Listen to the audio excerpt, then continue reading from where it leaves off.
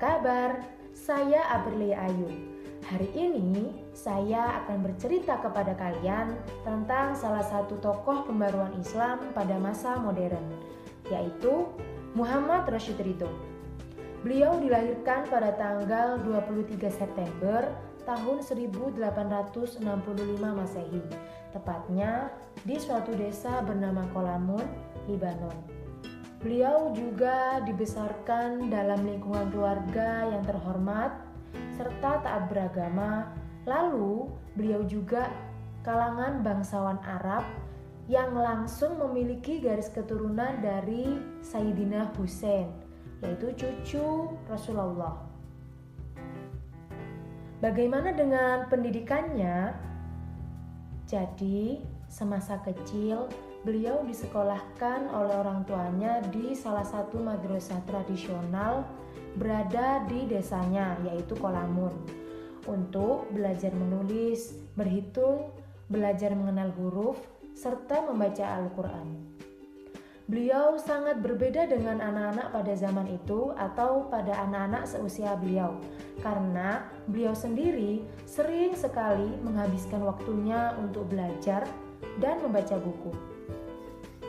Selanjutnya, beliau meneruskan pendidikannya ke salah satu madrasah, yaitu Sekolah Nasional Islam yang berada di Tripoli, Libanon. Di madrasah tersebut, beliau banyak sekali belajar pengetahuan agama, lalu ilmu hitung, ilmu bumi, bahasa Arab, bahasa Turki, bahasa Perancis, serta pengetahuan modern. Lalu, pada tahun 1898, beliau mulai hijrah ke Mesir untuk memperbaharui Islam. Ketika di Mesir, beliau bertemu dengan Muhammad Abduh, yang mana beliau ingin sekali memperdalam pengetahuannya, khususnya dalam pembaruan Islam. Hingga akhirnya 2 bulan kemudian, beliau menerbitkan sebuah majalah yang berjudul Al-Manar. Di dalamnya dijelaskan berbagai usaha beliau untuk memperbarui Islam. Nah, apa saja pembaruan yang beliau lakukan? Dalam pembaruannya, beliau terfokus dalam 3 hal nih teman-teman. Yang pertama, di bidang agama.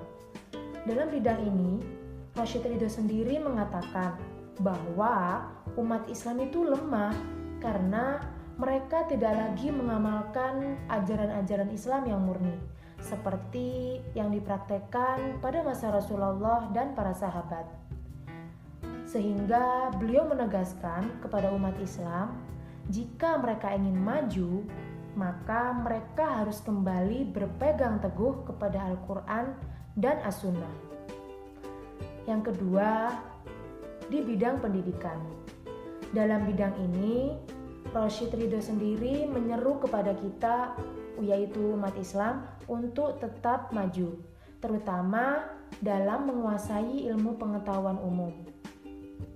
Karena sebenarnya ilmu tersebut tidak sama sekali bertentangan dengan hukum Islam nih teman-teman. Lalu Rashid Ridho sendiri mengembangkan kurikulum yang mana di dalamnya tercampur antara ilmu agama dan ilmu pengetahuan.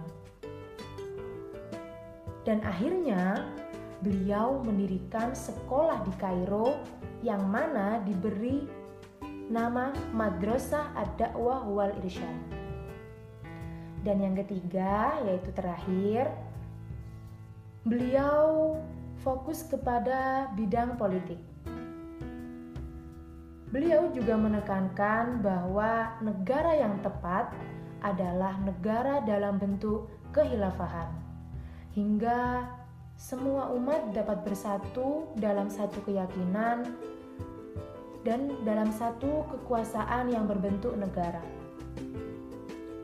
Pengaruh-pengaruh pemikiran Rashid Ridho maupun para pemikir lainnya berkembang hingga berbagai penjuru dunia Islam, terutama nih Indonesia. Terima kasih telah bergabung dengan saya untuk mendengarkan cerita tokoh Muhammad Rashid Ridho. Semoga bermanfaat. Sampai bertemu kembali. Bye.